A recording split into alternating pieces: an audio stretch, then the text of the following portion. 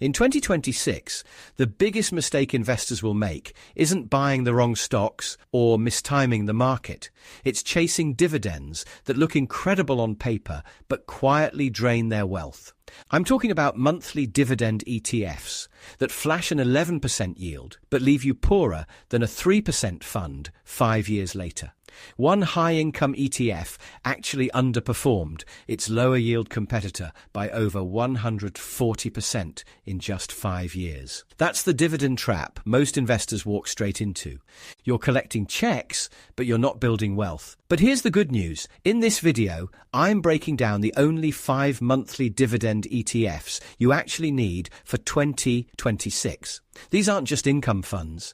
They pass what I call the triple income filter, a system that weeds out yield traps and surfaces only the ETFs that pay you, grow your money, and survive market crashes. One of these ETFs delivered a 19% return since launch, while paying a 14% yield. Sounds impossible, right? Stick around, because I'll show you exactly how it works.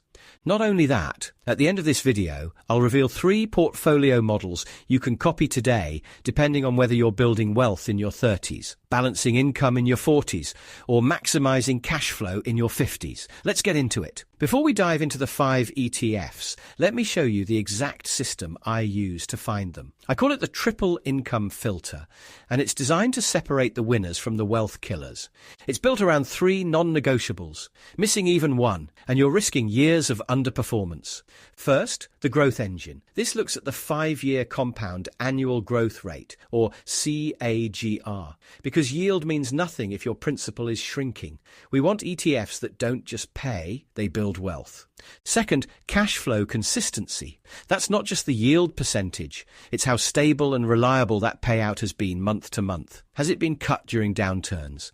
This is where most high-yield ETFs fail. They flash big numbers, but the payments jump all over the place, or worse, disappear. Third, downside protection. How well does the ETF hold up during market drops? We look at drawdowns, volatility, and overall portfolio construction. Because if your income ETF falls apart every time the market dips, it's not income, it's just stress.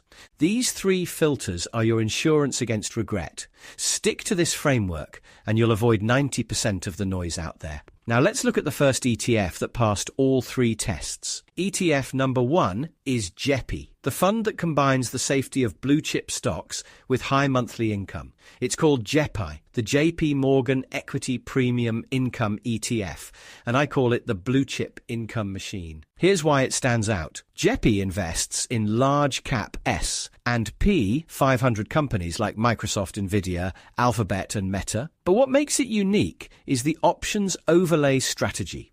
JPMorgan's team writes covered calls on a portion of the portfolio to generate monthly cash flow. That's how they fund the dividend, not by relying solely on stock payouts, but by actively generating income through options premiums.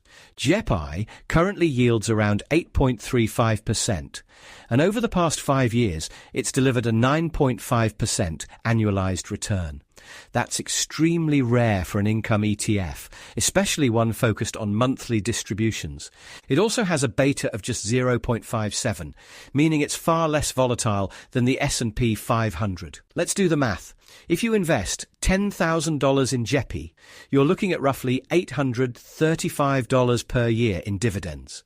If you reinvest those dividends over 10 years at a 9.5% growth rate, that $10,000 becomes around $24,782. That's income without sacrificing growth.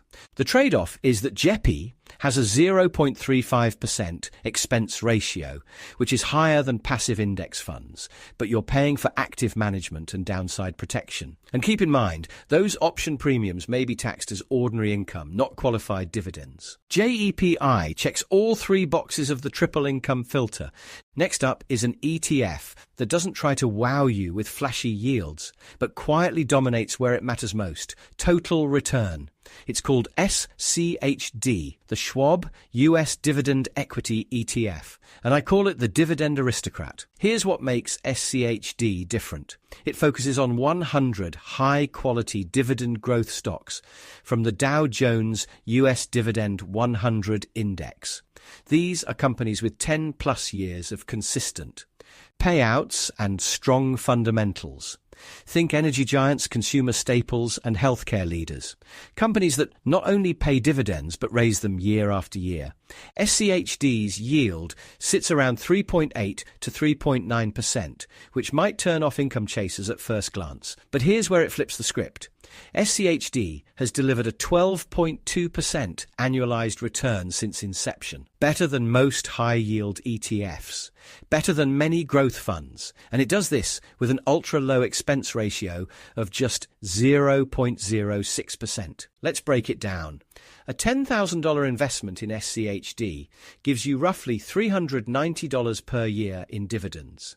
But if you reinvest those dividends over 20 years at a 12% growth rate, that $10,000 becomes around $96,463. That's the power of compounding with quality dividend growers. The trade-off is that SCHD's 2025 year-to-date performance has been softer, around 0.9% total return. But that's short-term noise. Over the long haul, this fund is built for investors with a DRIP mindset, dividend reinvestment plans, where every dollar received goes right back in to buy more shares. Now, stick around because ETF number 3 has a 19% return and pays a 14% yield.